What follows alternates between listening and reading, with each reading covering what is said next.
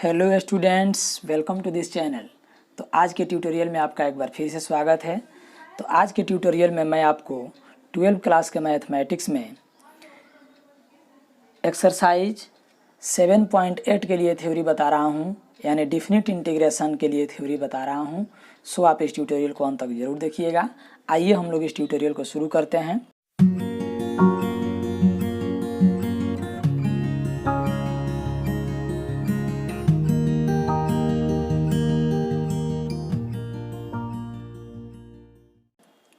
तो इसमें हम लोग को समझना है डिफिनिट इंटीग्रेशन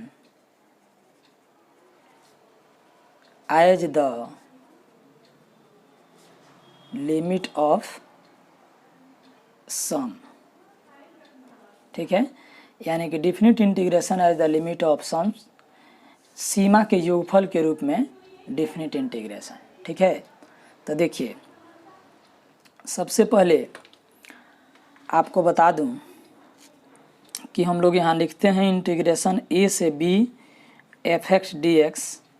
तो इसका अर्थ क्या होता है, इसका मतलब क्या होता है? तो इसका मतलब होता है area of the region bounded by the curve y equal to f x, इसी को y equal to f x बोलते हैं, and lines x equal to a, x equal to b, x axis, है ना। तो इसका अर्थ होता है बाबू कि area of the region bounded by the curve y equal to f x, यानी जो ये कर्व है इसके द्वारा घिरा हुआ क्षेत्र, और x equal to a, x equal to b और x एक्सिस, सबके द्वारा घिरे हुए क्षेत्रफल को ही डिनोट करता है। जैसे मान लीजिए कि ये हो गया आपका, यहाँ पे कोऑर्डिनेट एक्सिस बना रहे हैं, तो ये हो गया आपका y एक्सिस। ठीक है, और y डैश हो गया, और यहाँ पे ले लेते हैं हम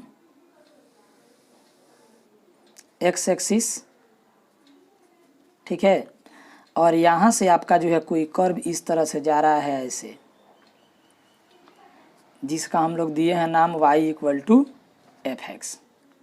अब यहाँ पे ओरिजिन से जो है यहाँ तक कोई दूरी है, मान लीजिए ए वाला पॉइंट है ना, और यहाँ पे ओरिजिन से आपका दूरी है बी वाला पॉइंट जो यहाँ पे मिलता है।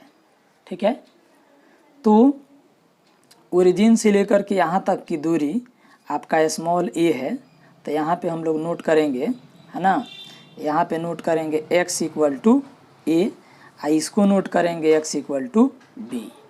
ठीक है, तो इसलिए इस पॉइंट का अगर नियामक आपसे पूछा जाए, है ना, इस पॉइंट का नियामक, तो आप इसमें इसका नियामक बता सकते हैं, या पूछें कि यहाँ से यहाँ तक की दूरी क्या है ना, तो इसका दूरी भी आप बता सकते हैं कि इसमें हम लोग, चूँकि ये वाला दूरी y है, तो इसमें हम लोग ए रखेंगे, यहाँ पे ए रखेंगे, तो ये वाला दूरी हम लोग को पता चल जाएगा कितना, तो ये हो जाएगा एफ ए।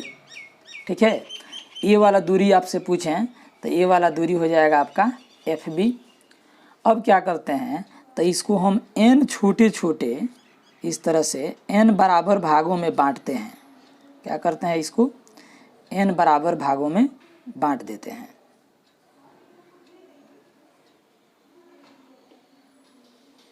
तो इसे हम n बराबर भागों में बांटे, और प्रत्येक की चौड़ाई जो है यहाँ पे h मान लिए कि प्रत्येक की चौड़ाई h है। ठीक है, और यह h इतना ना कम है कि वो लगभग 0 के बराबर है। आपको समझाने के लिए हम इतना दूरी पर बताए हैं। मैंने समझिए कि एक लाइन अगर यहाँ पे है तो दूसरा लाइन जस्ट इससे सटा हुआ है, लेकिन आपको समझाने के लिए हम इस तरह से दिखा रहे हैं।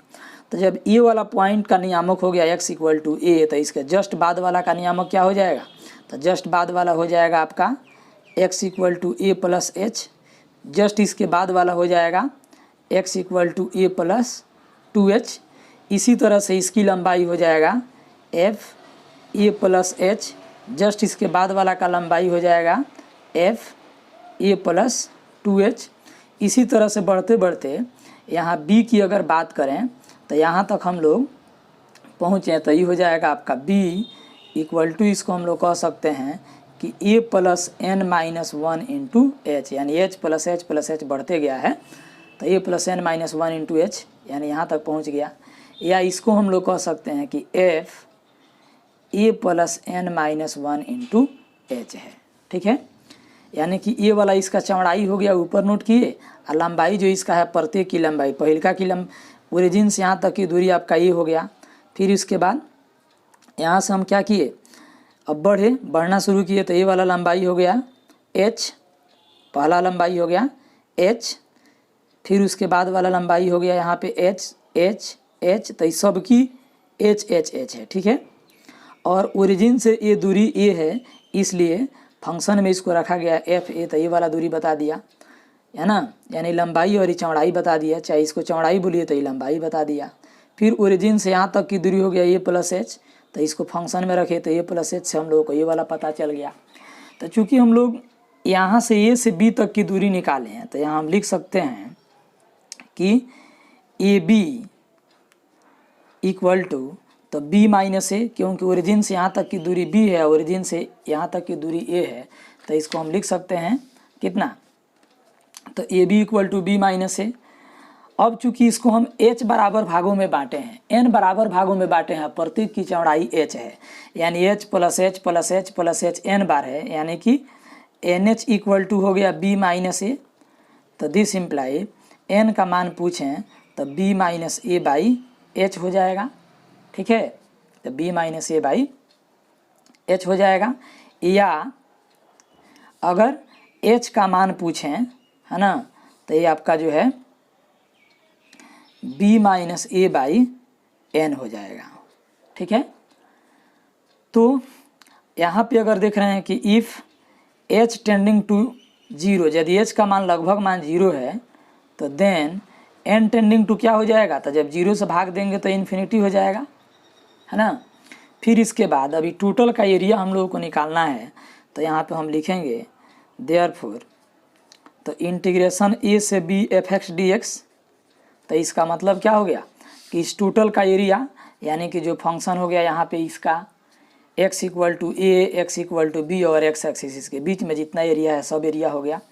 तो इसके लिए हम लोग इसमें जितना आयत है ना, इस सभी आयत का क्षेत्रफल हम लोग निकालेंगे। वास्तव में जो है एक यहाँ पे लाइन है, जस्ट इससे सटे हुए लाइन है, तो एक आयत के जैसा बना है ना। तो आयत का क्षेत्रफल क्या होता है, लंबाई इंटू चौड़ाई।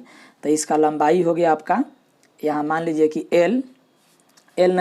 h, और चौड़ाई हो गया इसका एफ ए प्लस, फिर इसके बाद वाला लंबाई हो गया कितना, तो h, और चौड़ाई इसका हो गया F a plus h plus, फिर इसके बाद वाला का तो लंबाई हो गया l, और चौड़ाई हो गया एफ ए प्लस 2h। इसी तरह से हम लोग बढ़ते जा रहे हैं, है ना। तो बढ़ते बढ़ते जब अंत में पहुंच रहे हैं तो अंत में कितना हुआ, तो लंबाई तो l ही है, लेकिन चौड़ाई हो गया आपका f A plus N minus 1 into H, ठीक है।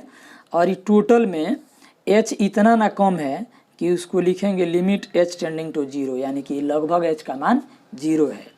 फिर इसके बाद यहाँ पे हम लोग नोट करेंगे दिस इम्प्लाई इंटीग्रेशन a से b f x D x equal to, तो लिमिट h टेंडिंग टू 0, और ये टोटल में से h कॉमन कर देंगे तो ये हो जाएगा function of a plus function of a plus h plus function of a plus 2h।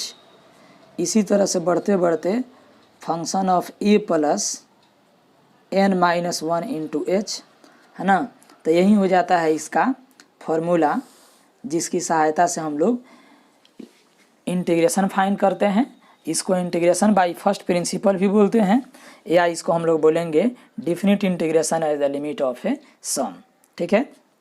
तो अब आइए इसको एक बार और आप ध्यान से समझ लीजिए, है ना। तो मान लीजिए कि सबसे पहले आपको यहाँ पे बता दूँ कि इंटीग्रेशन a से b f x D x दिया है, ठीक है, a से b f x D x. तो इसका मान हो जाता है आपका कितना, तो limit h tending to 0 h into, है ना, h into function of a plus function of a plus h plus function of a plus 2h plus बढ़ते बढ़ते अंत में, है ना, function of a plus n minus 1 into H. ठीक है, फिर जहाँ आपको याद रखना है कि ए को जो नीचे वाला है इसको हम लोग बोलते हैं लोअर लिमिट। क्या बोलते हैं जी? इसको बोलेंगे लोअर लिमिट। बी को हम लोग बोलते हैं अपर लिमिट। बी को क्या बोलते हैं? Upper limit. उसके बाद एफ एक्स को क्या बोलते हैं? तो फंक्शन। एफ एक्स को हम लोग बोलते हैं फंक्शन। एन एच का मान निकालते हैं तो बी माइनस ए। एन एच का मान निकालते हैं तो बी में से ए घटाते हैं, अपर लिमिट में से लोअर लिमिट घटाते हैं तो एन एच का मान निकल जाता है ना। उसके बाद तो इतना चीज़ हम लोग को इसमें ध्यान में रखना होता है। ठीक है, इसके बाद जो है तो ये हो गया आपका definite integration as the limit of sum. लेकिन अगर इसको हम लोग सेकेंड प्रिंसिपल से बनावें तो इसके लिए हम लोग लिखते हैं, जैसे देखिए ए से B F x D x दिया है तो इसको हम लोग इंटीग्रेट करेंगे। तो इसको इंटीग्रेट करेंगे तो ये एफ एक्स का इंटीग्रेशन को कैपिटल एफ एक्स से डिनोट किया जाता है। जैसे आप जानते हैं कि अगर y equal to f x दिया है तो d y by d x को हम लोग एफ डैश एक्स से डिनोट करते हैं। लेकिन अगर यहाँ एफ एक्स दिया है तो इसके इंटीग्रेशन को कैपिटल एफ एक्स से डिनोट करते हैं। अब प्लस सी, फिर उसके बाद यहाँ पे ए और बी आपका ज्यों का त्यों रह जाता है। उसके बाद हम लोग क्या करते हैं तो जहाँ जहाँ इसमें एक्स है तहाँ अपर लिमिट यानी function of b plus c, minus जहाँ जहाँ एक्स है वहाँ लोअर लिमिट तो फंक्शन ऑफ ए आप प्लस सी रख देते हैं। तो इसके बाद ये हो जाएगा F B plus c, minus से गुना करेंगे तो एफ ए माइनस सी, तो ये दोनों कैंसिल हो जाता है, इसलिए ये हो जाता है f b minus f a. ठीक है, तो इस तरह से आप देखें कि इंटीग्रेशन ए से B F x D x का मान हो गया कितना, तो इतना। अब इसको आप एक लाइन में यहाँ पे समझिए कि इंटीग्रेशन ए से B F x D x अगर दिया रहे तो इसको इंटीग्रेशन करेंगे तो यहाँ एफ एक्स लिख देंगे और यहाँ ए से बी आपका ज्यों का त्यों रहेगा। ठीक है, यानी लोअर लिमिट के स्थान पर अपर लिमिट के स्थान पर। बाकी आप जो भी इंडेफिनिट में रूल पढ़े हैं उसी के नियम के अनुसार इंटीग्रेशन करेंगे। इसमें सी नहीं जोड़ेंगे क्योंकि आपने यहाँ देख लिया है कि सी कट जाएगा, उसका कोई इसमें वैल्यू नहीं है ना। फिर उसके बाद जहाँ जहाँ इसमें एक्स रहेगा सब जगह पे पहले हम लोग अपर लिमिट रखेंगे माइनस जहाँ जहाँ इसमें एक्स रहेगा सब जगह पे हम लोग लोअर लिमिट रखेंगे, है ना। जैसे एग्जाम्पल यहाँ पे एक समझ लीजिए कि आपको दिया जाएगा कि 2 से 4 तक इंटीग्रेशन कीजिए एक्स डी एक्स का, तो एक्स का इंटीग्रेशन हो जाएगा आपका एक्स स्क्वायर बाई 2, है ना, और हो गया 2 से 4 तक। फिर जहाँ जहाँ इसमें x है वहाँ वहाँ पहले आपको 4 रखना है तो 4 के स्क्वायर बाई 2 माइनस जहाँ जहाँ x है वहाँ पे 2 रखना है तो 2 के स्क्वायर बाई 2, तो ये हो जाएगा 4 के स्क्वायर 16, 16 बटा 2 तो 8, 2 के स्क्वायर 4, 4 बटा 2 तो 2, यानी हो जाएगा आपका 6। तो यही हो जाएगा इसका आंसर। ठीक है, तो आपके स्क्रीन पर अब कुछ ही सेकंड में आपको एक और वीडियो आएगा जिस वीडियो में आपको मिलेगा एक्सरसाइज 7.8 का सॉल्यूशन। लेकिन साथ में आपको यहाँ पे थोड़ी सी और फार्मूला आपको जान लेना है, जैसे 1 + 2 + 3 + dash dash dash plus n, यानी प्रथम n प्राकृत संख्याओं का योग, है ना। तो इसका मान होता है n × n + 1/2, 1 का स्क्वायर प्लस 2 का स्क्वायर प्लस 3 का स्क्वायर प्लस बढ़ते बढ़ते n का स्क्वायर, तो इसका मान हो जाता है n × n + 1 × 2n + 1/6। और थर्ड नंबर में आपका है कि 1 का क्यूब प्लस 2 का क्यूब प्लस 3 का क्यूब प्लस बढ़ते बढ़ते n का क्यूब, तो इसका मान हो जाता है आपका इतना ही n × n + 1/2 इसका होल स्क्वायर।